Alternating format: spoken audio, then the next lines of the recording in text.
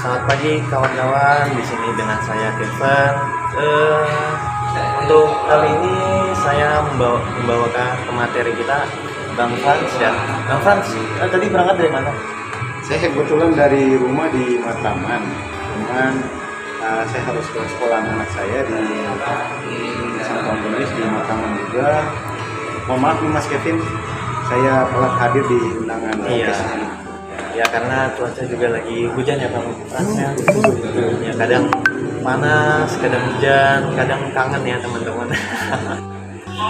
Oke, di sini saya ingin membawakan podcast berjudul Komunikasi Realitas Virtual ya Bang.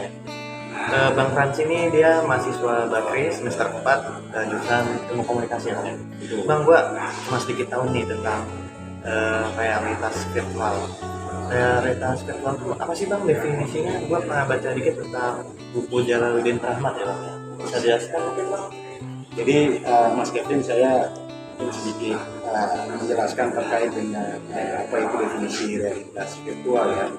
Jadi menurut Jalaluddin Rahmat, definisi realitas virtual itu sebagai pengalaman yang diperoleh melalui interaksi dengan objek atau peristiwa atau hubungan yang diperoleh melalui teknologi seperti virtual realita atau VR, yang mana dalam definisinya realitas virtual itu adalah pengalaman yang diperoleh melalui penggunaan teknologi yang memungkinkan pengguna untuk berinteraksi dengan objek dan peristiwa yang tidak ada dalam dunia nyata.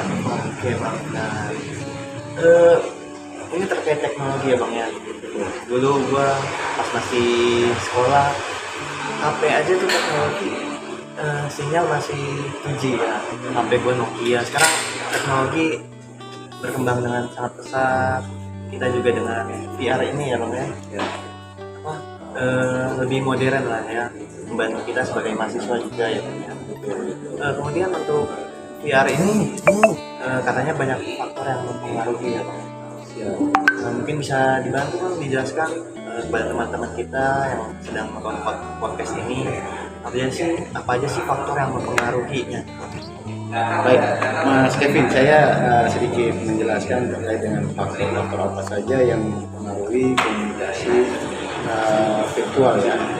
Jadi lebih kepada faktor pertama ini adalah bagaimana tujuan untuk mencapai sebuah komunikasi, yang mana efektivitas komunikasi dalam realitas virtual dipengaruhi oleh pencapaian tujuan yang jelas dan spesifik, di mana tujuan yang jelas memungkinkan komunikasi untuk berfokus dan mengarahkan pesan dengan lebih efektif. Itu faktor pertama ya. Selanjutnya juga ada faktor lain di mana psikologi manusia ya, kita berkaitan dengan psikologi manusia yang mana mempengaruhi efektivitas komunikasi dalam realitas virtual. Yang mana psikologi komunikasi mempengaruhi bagaimana seseorang berinteraksi dengan teknologi dan bagaimana teknologi mempengaruhi perilaku manusia.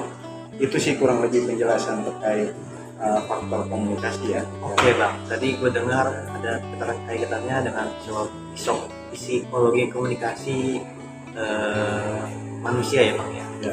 Jadi psikologi komunikasi ini mempengaruhi bagaimana seseorang berinteraksi dengan teknologi dan bagaimana teknologi mempengaruhi perilaku manusia lain, seperti itu. Betul.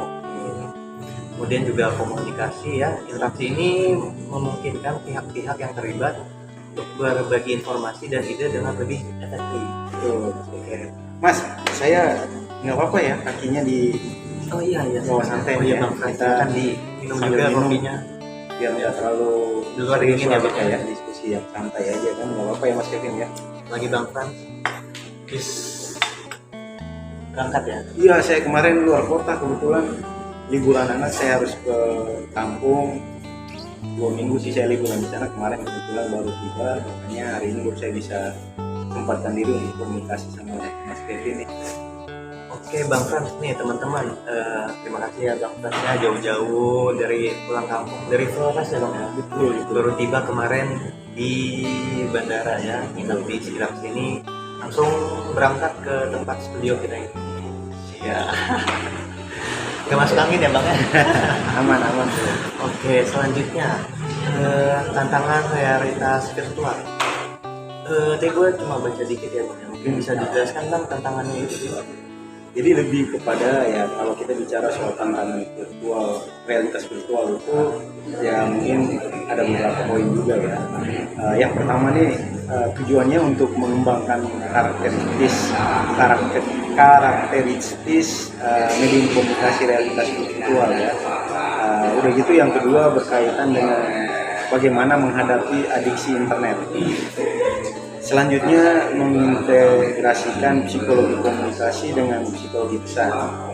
Dan poin yang keempat, bagaimana mengembangkan sistem komunikasi yang efektif. Itu beberapa poin yang berkaitan dengan realita komunikasi. Banyak juga berarti tantangannya ya bang ya. Kemudian teman-teman ya, pasti mereka menanya-nanya apa aja sih contoh komunikasi realitas virtual. Mungkin bisa dibantu kan dijelaskan kepada teman-teman kita. Baik Mas Kevin. Jadi kita kalau bicara contoh komunikasi virtual itu sendiri banyak macam ya.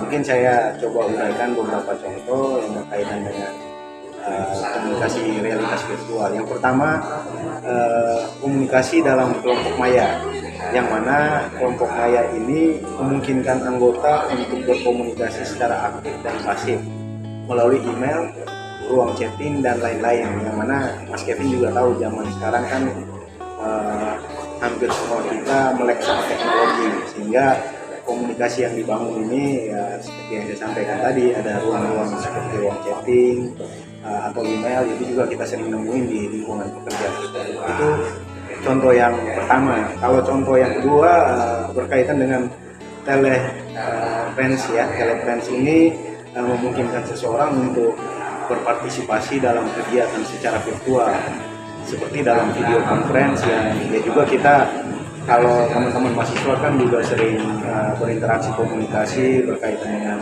perkuliahan melalui Zoom dan atau sekarang juga ada Meet dan segala macam ya. Kegiatan virtual ini juga bisa berbasis janjian berbaris appointment gereja di interpersonal dan interaktif. Itu yang kedua. Yang ketiga ada psikologi komunikasi, yang mana psikologi komunikasi ini mempengaruhi bagaimana seseorang berinteraksi dengan teknologi dan bagaimana teknologi mempengaruhi perilaku manusia. Itu yang ketiga ya. Nah, dari situ kita selanjutnya ke contoh komunikasi realitas virtual nih bang. Tadi gua baca sedikit, yang gua paham itu cuma adiksi internet ya bang. Tadi ada banyak yang gua baca gitu sih, cuma gua nggak begitu banyak ngerti. Ada juga faktor situasional, mungkin bisa dibantu bang. Ini kalau berkaitan dengan contoh komunikasi yang lain ya, ada faktor situasional seperti kebutuhan psikologi sosial ya, kebutuhan sosial dan kebutuhan emosional yang mempengaruhi efektivitas komunikasi dalam realitas virtual. Selanjutnya ada adiksi internet. Adiksi internet ini dapat mempengaruhi efektivitas komunikasi dalam realitas virtual seperti kecanduan connectivity dan perkenalan yang tidak diperlukan. Jadi ya contoh juga kita kadang di dunia maya ya, khususnya di Instagram, dan sekarang Instagram atau Facebook, kadang-kadang kita kurang mengenal satu sama lain, tapi dengan adanya media seperti ini kita bisa membangun komunikasi dengan orang lain yang tidak kita kenal. Seperti itu sih Mas. Oke bang, dari semua materi udah dijelaskan oleh Bang Frans ya teman-teman. Kita juga mengejar waktu, mungkin boleh langsung kesimpulannya Bang Frans. Jadi Mas Kevin, saya menyimpulkan dari semua yang kita bahas dari tadi bahwa komunikasi virtual realita ini menurut Jalaluddin Rahman dalam bukunya di 2001.51 mengemukakan bahwa persepsi adalah pengalaman tentang objek, peristiwa, atau hubungan-hubungan yang diperoleh dengan menyimpulkan informasi dan menafsirkan pesan. Nah, dalam konteks realita virtual, mempersepsi ini virtual, persepsi ini berarti pengalaman tentang lingkungan digital yang dihasilkan komputer yang dapat diasakan langsung atau dialami dan berinteraksi seolah-olah lingkungan tersebut nyata adanya.